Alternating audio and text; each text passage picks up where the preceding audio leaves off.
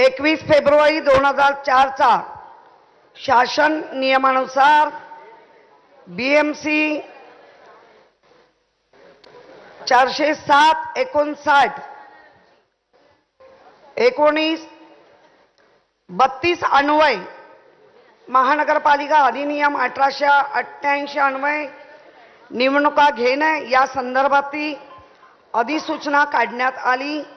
त्यानुसार निवडणूक संदर्भात विशेष बैठक बोलवली गेली। MS महापौरांनी विचारविनिमय करून सभेचा दिनांक ठरवेल पर्यंत आता आयुक्त प्रशासक म्हणून इथे बसलेले। आमचा हरकतीचा मुद्दा हाच आहे की याच्या आधी ज्या सगळ्या म्हणजे प्रथा परंपरा सगळ्या आपण महापौर परिषद बसली त्यावेळेला एक आयुक्तांचं हे होतं, पण आता तर काय महापौर परिषद नाही आहे।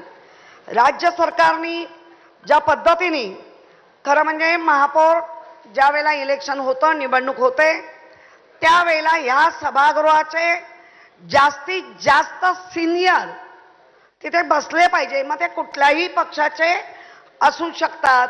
मग त्या याच्यामध्ये श्रद्धा जाधव सलग 7 वेळा या सभागृहात त्या निवडून आलेले आहेत। आणि इतकं असं काय घडलं की आपण त्या मिनिटाला सुद्धा कामकाजापुरतं सुद्धा आपण त्यांना ते कामकाज करायला दिलं नाही किंवा याचाच आम्ही खरा निषेध करतो। कारण ही परंपरा आहे, ही प्रथा आहे, हा कुठलाही हे नाही।